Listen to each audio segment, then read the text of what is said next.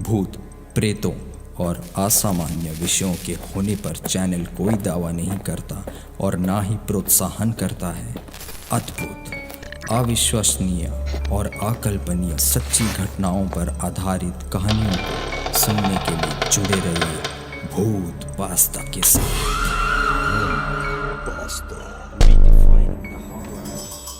दोस्तों, इस कहानी को मुंबई के रहने वाले दीपक ने लिखकर भेजी है। इस कहानी में उनके साथ जो खौफनाक वारदात हुई वह बहुत ही असमंजस में डालने वाली थी। तो चलिए एक सच्ची घटना के बारे में जानते हैं जो आपको डरा सकती है। मैंने मुंबई में ही रहकर अपनी सारी पढ़ाई पूरी की। ग्रेजुएशन समाप्त होने के 1 साल बाद मुझे घूमने के लिए कहीं जाना था, क्योंकि मुंबई की भीड़ भाड़ तो मैंने काफ़ी झेल ली थी। इस सघन क्षेत्र से निकलकर मुझे कहीं खुले वातावरण में जाना था जो प्राकृतिक छटाओं से भरा पूरा हो, और मेरी जहन में झारखंड की राजधानी रांची का ख्याल आया। रांची से 40 किलोमीटर दूर रांची टाटा मार्ग पर तैमारा गांव के पास एक बहुत ही बड़ा झरना है जिसका नाम है दसम फॉल। यह काफ़ी बड़ा झरना है। इस झरने का वेग बहुत तेज है। मैं भी इस झरने को बहुत ही साधारण झरना मानकर वहां जाने के लिए तैयार हो गया था, लेकिन मुझे मालूम नहीं था कि यह झरना अन्य सभी झरनों में से सबसे अलग एवं विचित्र है, जो अपने आप में कई रहस्य समेटे हुए हैं।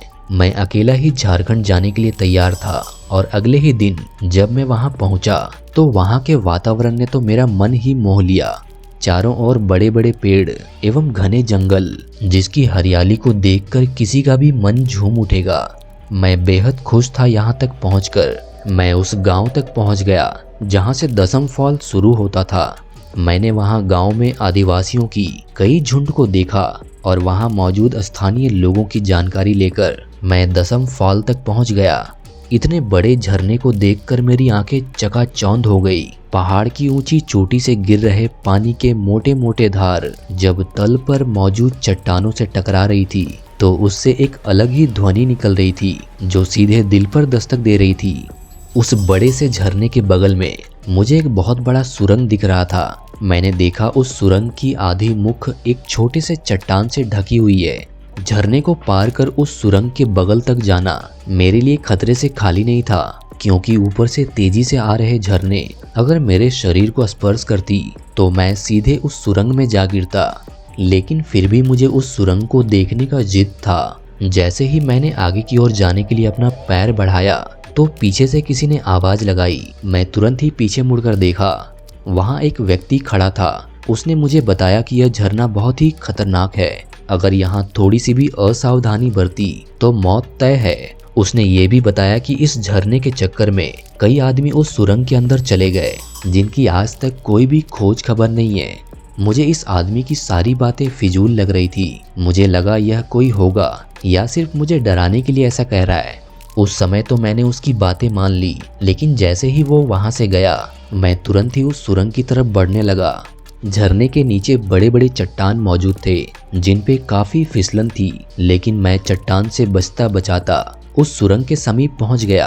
बाहर से देखने पर सुरंग के भीतर काफी अंधेरा दिखाई दे रहा था। मेरे शरीर के ऊपर झरने के थोड़े थोड़े धार गिर रहे थे, पर उनमें उतनी ताकत नहीं थी कि मुझे गिरा सके। मैं अपने हाथों से उस सुरंग के आगे रखे छोटे से चट्टान को हटा दिया। जैसे ही मैंने उस चट्टान को हटाया तो पता नहीं कहां से झरने की धार इतनी तेज हो गई कि मैं अपने आप को संभाल नहीं पाया और उस सुरंग में जा गिरा। मैं बेहोश हो गया था। जब मेरी होश टूटी तो मैंने अपने आप को घास के एक बड़े ढेर पर पाया। मैं चौंक कर उठ गया और इधर उधर देखने लगा। मैं काफी घबरा गया था। मुझे समझ नहीं आ रहा था कि मैं कहाँ हूँ।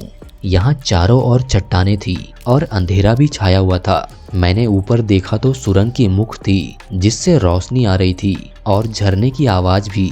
यह आवाज और रोशनी मुझे थोड़ा सुकून देने वाली थी, लेकिन यहाँ से ऊपर तक तकरीबन 60 से 70 फीट की दूरी थी। मुझे समझ नहीं आ रहा था कि मैं ऊपर कैसे पहुँचूं। मैं ऊपर चढ़ने के लिए काफी मशक्कत कर रहा था, लेकिन मैं पहुँच नहीं पा रहा था, क्योंकि झरने के पानी से चट्टानों के बीच काफी फिसलन थी और थोड़ी थोड़ी पानी भी अंदर गुफाओं में आ रही थी। धीरे धीरे अब शाम होने वाली थी। मुझे लग रहा था कि अगर इस गुफा से जल्दी ही ना निकला गया तो यहाँ मेरी मौत निश्चित है।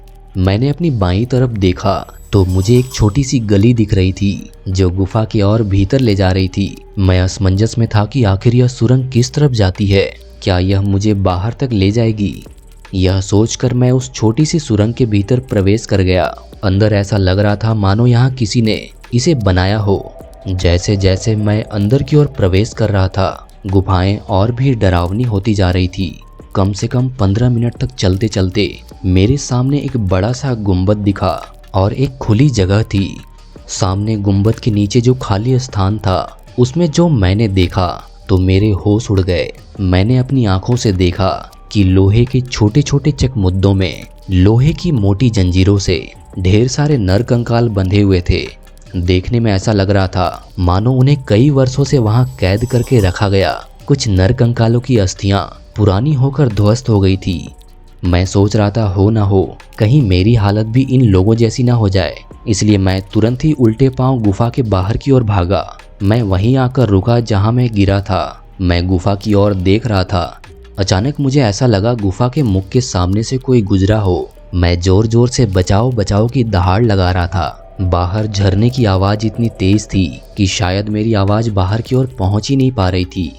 मैं इसी इंतजार में था कि अगर झरने की आवाज कम हो तो मेरी आवाज शायद कोई सुन पाए। तकरीबन 1 घंटे तक जोर जोर से चिल्लाने पर किसी ने मेरी आवाज सुनी और वह गुफा तक पहुंचा। उसे देखकर मुझे थोड़ी हिम्मत मिली। शायद वह कोई आदिवासी ही था। उसने तुरंत ही एक रस्सी मेरी ओर बढ़ाई और मुझे ऊपर की ओर खींच लिया। मैं उस आदिवासी की भाषा को समझ नहीं पा रहा था, लेकिन मुझे ऐसा लग रहा था मानो वह मुझे फटकार लगा रहा हो। मैं तुरंत ही वहां से भागा। उसी दिन मैं मुंबई की गाड़ी पकड़कर फिर से मुंबई लौट गया। बाद में इसकी चर्चा मैंने घर वालों से की। उस घटना को जब भी मैं याद करता हूँ तो मेरी रूह कांप उठती है। मैं यही सोचता हूँ आखिर वह कौन था जो गुफा के सामने से गुजरा था और उस सुरंग के भीतर लाश किसकी थी। यदि आपके पास ऐसी कोई भी आर्टिकल या जानकारी है जो आप हमारे साथ शेयर करना चाहते हैं, कृपया उसे अपनी फ़ोटो के साथ ईमेल करें।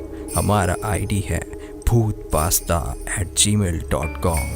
पसंद आने पर हम उसे आपके नाम और फ़ोटो के साथ यहाँ पब्लिश करेंगे।